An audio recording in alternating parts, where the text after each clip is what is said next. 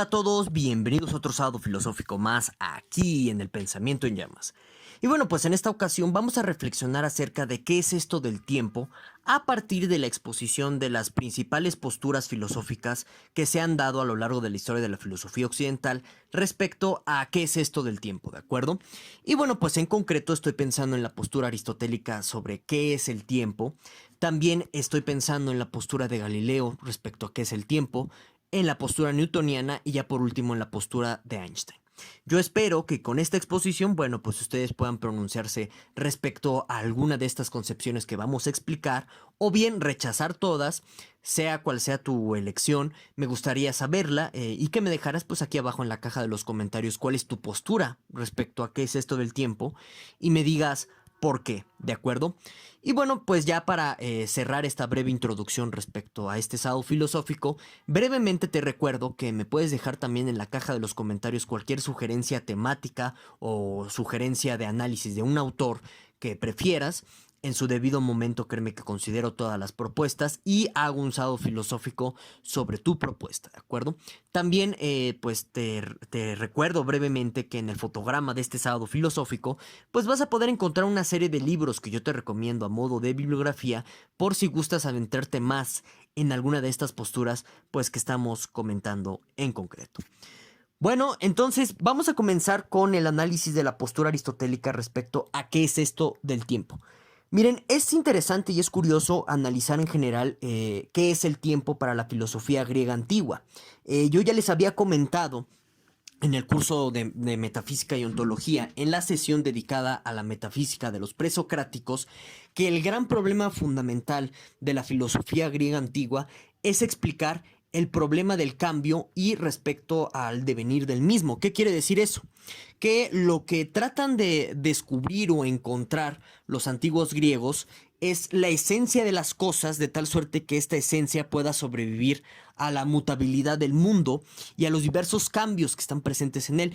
Y justo uno de estos cambios, pues más inmediatos que nosotros detectamos, es el cambio en el tiempo, ¿no? Entonces, digamos que en muchos sentidos, los filósofos griegos antiguos no llegan a distinguir con suma precisión y suma claridad el cambio en general respecto al cambio en el tiempo. Esta es una distinción que va a cobrar suma importancia, como vamos a ver a continuación, en Galileo, Newton y Einstein, ¿de acuerdo? Pero bueno, dicho eso, digamos que la concepción del tiempo aristotélico lo vamos a encontrar en el libro cuarto de la física de Aristóteles, en donde, bueno, pues está dando una conceptualización de Aristóteles muy basada en su época. Recuerden que los textos aristotélicos no nada más son una fuente de las referencias antiguas respecto a cómo pensaban otros filósofos de la época. También los textos aristotélicos los podríamos considerar como una gran síntesis de posturas contrarias y de problemas y de dilemas que se están dando entre la multiplicidad de las filosofías de la época de Aristóteles, ¿de acuerdo? Por ello, esta concepción del tiempo que vamos a estudiar y analizar a continuación de respecto a qué es el tiempo para Aristóteles, bueno, pues la podemos considerar en este sentido como una gran síntesis de pues las diversas concepciones de tiempo que están presentes, ¿de acuerdo? Bueno, entonces, Aristóteles define al tiempo como un movimiento absoluto.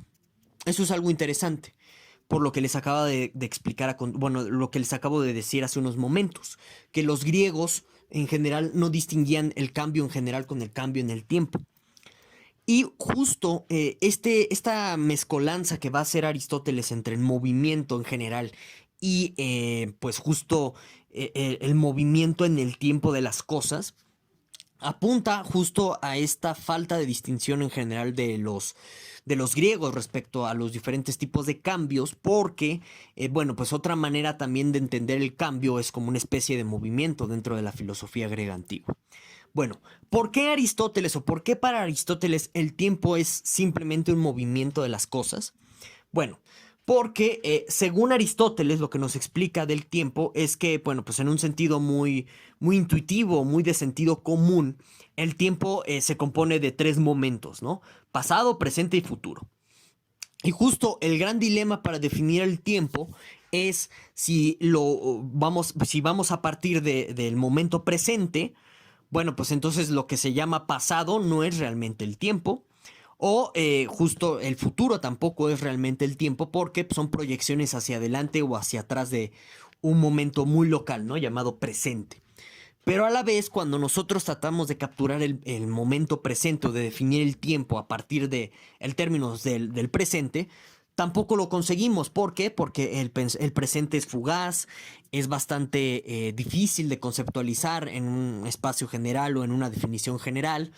Y entonces, digamos que a partir de estos dilemas conceptuales que encuentra Aristóteles, y ustedes los pueden encontrar muy bien expuestos en este libro cuarto de la física de Aristóteles, él llega a la conclusión de que pues lo más propio del tiempo es el movimiento absoluto. De tal suerte que, por eso les decía que lo que hace Aristóteles al final de cuentas es colapsar la noción de movimiento en general de las cosas con el movimiento en el tiempo y terminar por concluir que el tiempo es movimiento, sin más, ¿de acuerdo? Ahorita vamos a ver a continuación con Galileo cómo pues esto no es el caso, o sea, sí hay una manera de diferenciar el movimiento de las cosas de el movimiento de estas mismas cosas en un tiempo, ¿de acuerdo? Bueno, entonces, dicho eso, pues ya saben ustedes que pues gran parte de la filosofía medieval va a conservar muchas de las teorías aristotélicas, sobre todo en lo que concierne a la metafísica, de tal suerte que a partir de esta concepción aristotélica del tiempo y otras más que están presentes en la física de Aristóteles, pues va a nacer la teoría de los afectos, que es importante tenerla en cuenta para entender qué está criticando en concreto Galileo, en donde, bueno, pues la teoría de los afectos lo que nos dice en pocas palabras es que las cosas se mueven por deseo de regresar a su estado natural o a su estado concreto, más afín a su naturaleza. Entonces, las cosas materiales caen hacia abajo, hacia el suelo, porque pues tienen un deseo de permanecer o de regresar a su esencia más íntima, ¿no? Que en este caso sería la tierra. Y ya sé que es un pleonasmo decir caen hacia abajo, pero pues así explicaban cosas como por qué el fuego va hacia arriba, ¿no? Cae hacia arriba, decían los medievales, porque pues en esencia es éter y entonces trata de regresar al éter, ¿no? Esas eran las explicaciones de la física medieval. Y respecto al tiempo, curiosamente, en esta teoría de los afectos, los medievales, a partir justo de esta noción aristotélica que les acabo de explicar del tiempo como movimiento, lo que decían era que justo los días pasan a través del tiempo o que en general las estaciones del año mudan, etcétera, que el tiempo se vuelve una cosa fluida, puro acto, porque trata de regresar al tiempo absoluto. Entonces eso es algo interesante porque vamos a ver que en algún sentido esta idea está también ya presente en Newton o la recupera Newton, pero la refina de una manera más específica, ¿de acuerdo? Entonces tengan eso en mente. Bueno, entonces pues llega Galileo, está en contra de que el tiempo, primero que nada, sea un movimiento que se mueve porque trata de regresar a un tiempo más absoluto, está en contra de esa idea. Porque él se da cuenta mediante la experimentación en concreto con los planos inclinados que el tiempo no es una cosa, sino que en realidad es una medida. ¿Por qué? Porque, y esto lo pueden ustedes hacer empíricamente en sus casas, si ustedes agarran un plano inclinado, una rampa, o hacen una rampa con cualquier superficie, y ponen una bolita arriba de esta superficie de tal suerte que caiga, ustedes se van a dar cuenta que, y con cronómetro en mano y todo, ustedes pueden distinguir o se van a poder dar cuenta que la caída de la bolita se va acelerando según diferentes tiempos por este plano inclinado, ¿de acuerdo? Y entonces aquí, primero que nada, Galileo se da cuenta que una cosa es el movimiento y otra cosa es el tiempo. ¿Por qué? Porque si el tiempo y el movimiento fueran idénticos, bueno, entonces, primero que nada, el movimiento de esta bolita no tendría por qué acelerarse en diferentes tiempos, ¿de acuerdo? Porque, pues, primero que nada es el mismo movimiento y entonces si movimiento y tiempo fueran lo mismo, bueno, pues no habría esta aceleración en diferentes tiempos, serían diferentes movimientos y eso no tendría sentido. Espero que esto se entienda. Si no, me lo puedes preguntar bueno, me puedes pedir otra explicación mejor de esto aquí abajo en la caja de los comentarios. ¿De acuerdo? Bueno, entonces, de esta forma, Galileo se da cuenta que movimiento y tiempo son diferentes. Y justo porque la bolita que cae en un plano inclinado adquiere aceleración en diferentes tiempos, se da cuenta que el tiempo es una medida. Y es una medida relativa ¿a qué? Al movimiento de las cosas. Entonces, para Galileo, el tiempo no es algo real, no es una cosa o una propiedad de las cosas. De hecho, para Galileo el tiempo solamente existe como unidad de medida. Y gracias a que para Galileo el tiempo es una unidad de medida, bueno, pues se puede matematizar la caída, por ejemplo, de esta bolita en un plano inclinado sin ningún problema. ¿De acuerdo? Bueno, y justo esta forma de concebir el tiempo galileano como una unidad de medida relativa a la percepción más que nada de los individuos en un modelo idealizable de caída libre, bueno, pues por eso hay una aceleración constante, porque ni siquiera hay un tiempo, no hay una resistencia al aire, no hay muchos factores contingentes que hacen que pues la aceleración vaya modificándose, ¿no? Pero justo gracias a esa idealización, pues se tienen ecuaciones que todavía sirven muy precisas sobre caída libre y demás. Bueno, entonces esa es la visión galileana, en pocas palabras, del tiempo, ¿de acuerdo? Pero justo van a surgir más que nada problemas filosóficos muy concretos sobre decir que el tiempo es una unidad de medida, porque al final del día se termina relativizando esa unidad de medida y surge la gran pregunta sobre si, bueno, en el caso de que estas medidas sean objetivas, no estarán refiriendo a algo de la realidad. ¿De acuerdo? Entonces, en este sentido, llega Newton. Newton, quizás algunos lo sepan, otros no. Newton, pues pasó casi toda su vida, más que nada, escribiendo textos de teología, de tal suerte que lo que conocemos como Principia Mathematica de Newton, no el Principia Mathematica de Bertrand y Russell, perdón, de Russell y Whitehead, sino los Principia de Newton, bueno, pues es un colorario o es un anexo de sus tratados de teología. En realidad Newton trataba de hacer algo muy extraño como matematizar la existencia de Dios, y a partir de esa matematización obtuvo las famosas leyes de la naturaleza, que son las leyes de la cinemática clásica que conocemos en física. ¿De acuerdo? Y bueno, a partir de esto, Newton pues está en contra de que la medida, perdón, que el tiempo sea una medida, ¿sí? Relativa a los espectadores y demás. Y lo que dice Newton en realidad es que existe algo así como un tiempo objetivo, que el tiempo es absoluto y que el tiempo es impenetrable. Ahorita vamos a detallar un poco pues cada una de estas tres propiedades del tiempo newtoniano, porque es importante para lo que vamos a ver ahorita con Einstein.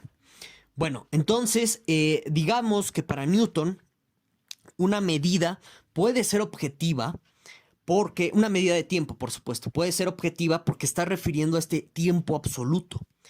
De tal suerte que a partir de la existencia de este tiempo absoluto, bueno, pues se pueden hacer cálculos universales y necesarios sobre el movimiento de cualquier cosa, ¿de acuerdo? Y bueno, el gran problema filosófico que surgió en este sentido fue qué justifica en la experiencia que los cálculos newtonianos sean tan precisos, ¿no? Y esta es la gran pregunta de la crítica de la razón pura, sobre el sintético a priori, la posibilidad de los juicios sintéticos a priori, es decir, cómo un juicio matemático que no recurre a la experiencia, por eso es a priori, puede proporcionar, sin embargo, conocimiento. Bueno, y entonces ahí está todo lo que dice Kant en la crítica de la razón pura, a favor de que pues la matemática newtoniana funciona y a favor de las nociones filosóficas newtonianas, como por ejemplo la de este tiempo absoluto. Es por eso, y ahorita lo vamos a checar, que muchos dicen, y lo dicen con razón, que pues a partir de la existencia de las geometrías no euclidianas, que no presuponen espacios y tiempos absolutos, que pues la crítica de la razón pura ya empieza a cojear, al menos en lo que refiere a la estética trascendental, que pues considera al tiempo como una intuición pura de la sensibilidad, ¿de acuerdo? Bueno, Ese es otro tema, no nos vamos a meter en ello, porque si no nos desviamos de lo que estamos aquí tratando. Pero la visión newtoniana del tiempo está considerando a este tiempo como absoluto y continuo, interesante. Para Newton el tiempo no es divisible como sí lo podría ser en los dilemas aristotélicos del libro cuarto de la física, en pasado, presente y futuro, porque según Newton esas son perspectivas del observador, eso es algo muy subjetivo. En realidad el tiempo es continuo, indivisible, impenetrable. ¿Qué quiere decir esto de impenetrable? Y esto es algo también interesante que ahorita nos va a servir para lo que vamos a decir de Einstein. Es impenetrable el tiempo porque, según Newton, no puede haber algo así como saltos temporales. No puede haber, por ejemplo, si el tiempo está corriendo en una sola dirección, a partir de que es impenetrable, pues no podría, por ejemplo, el tiempo hacer zigzags. Una línea temporal no podría volverse zigzag, o no podría, en este sentido, según Newton, ser posible los viajes en el tiempo, porque se rompe la penetrabilidad del tiempo. Es interesante. Bueno, entonces la concepción newtoniana sobre el tiempo absoluto dura mucho tiempo. De hecho, también a nivel filosófico, pues se fundamenta desde el kantianismo. De tal suerte que pues ahí va la concepción newtoniana del tiempo hasta que surgen los problemas del electromagnetismo, que es todo un tema complejo que ahorita pues no nos vamos a enfocar tanto en ello, nada más es para tener el contexto. Y justo personajes como Mach, por ejemplo, que ya hemos hablado de este físico en otros formatos. Por ejemplo, en el curso del pensamiento de Wittgenstein tratamos a Mach porque su física relacional está inspirando lo que se conoce como la teoría pictórica, el significado en el Tractatus, y esta ontología de los hechos también tractariana, incluso hasta el atomismo lógico de Russell, atomismo entre comillas, nada más es una forma de nombrarlo, también está inspirada en esta física relacional de Mach, porque digamos que vuelve a partir de los fenómenos del electromagnetismo, vuelve la incertidumbre sobre si en realidad el tiempo es absoluto. ¿Por qué? Porque lo que se está observando es que hay ciertos fenómenos electromagnéticos que, digamos, para que los puedas medir en cuestión de tiempo, te llega a estorbar la cuestión de presuponer un tiempo absoluto. ¿De acuerdo? Y bueno, esta es la entrada de la física del siglo XX como tal. Y ya en concreto pues llegamos a la noción de tiempo einsteiniana, que para Einstein pues el tiempo y el espacio no son separables, que de hecho esta unidad de medida de tiempo es relativa a la posición de los observadores, es relativa a la velocidad que tienen los observadores. En este sentido, digamos que a partir de la consideración de coordenadas estáticas, son cuestiones ahí del simbolismo matemático que está usando Einstein. Bueno, pues se llega a esta conclusión de que espacio y tiempo no son divisibles, que en muchos sentidos para que podamos hablar de un tiempo requerimos presuponer un espacio en donde están ocurriendo estas cosas medibles a través del tiempo, o estos fenómenos medibles a través del tiempo. Por lo que, bueno, pues esta noción de espacio-tiempo relativizable a lugares locales de los observadores o de la observación en concreto, bueno, rompe con la idea del tiempo absoluto newtoniano. Y con la ruptura del tiempo absoluto newtoniano, bueno, tienes ahora el problema de tratar de entender si el tiempo es puramente una medida o ya estamos hablando de una entidad metafísica en particular, más allá de esa unidad de medida.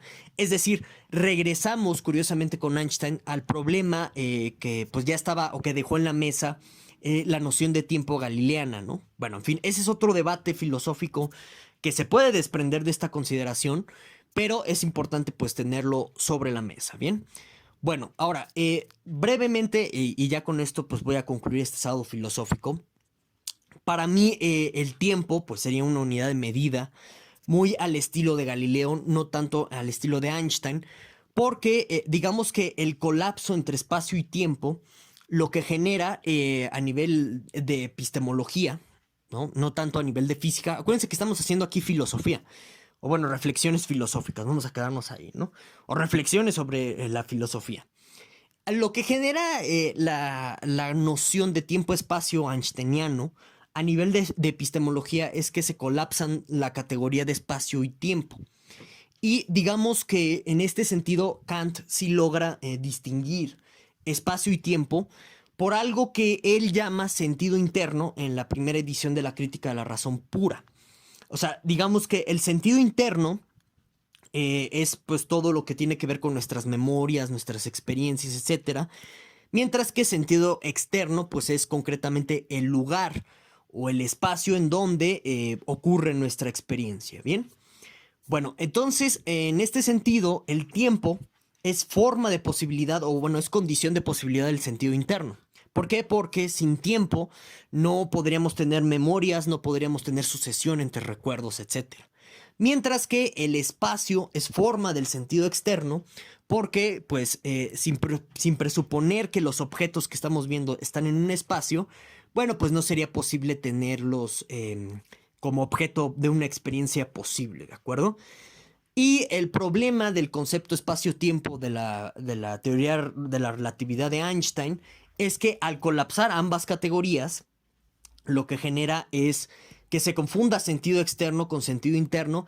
Y entonces por eso de pronto ciertas cosas de la física de la relatividad de Einstein pueden parecer un poco contraintuitivas, a tal grado que, pues por ejemplo, generó mucha controversia el tema de las ondas gravitacionales, que en muchos sentidos este tema de las ondas gravitacionales, a pesar de que tienen una comprobación empírica, no son comprensibles qué son para nuestro sentido común.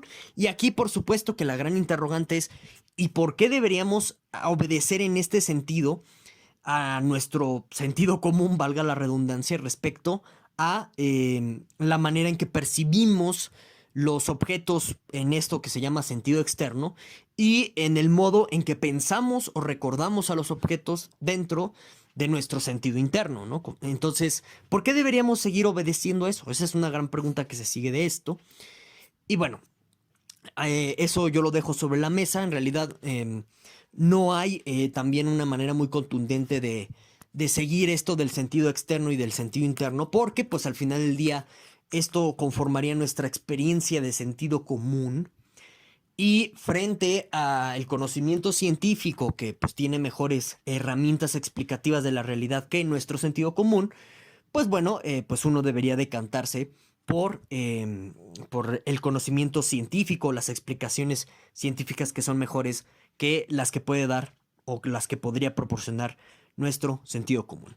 Y bueno, sin más, pues muchísimas gracias a todos por escuchar. No olvides pues dejarme en la caja de los comentarios todas tus dudas, críticas, objeciones y demás. Nos vemos hasta el próximo sábado filosófico.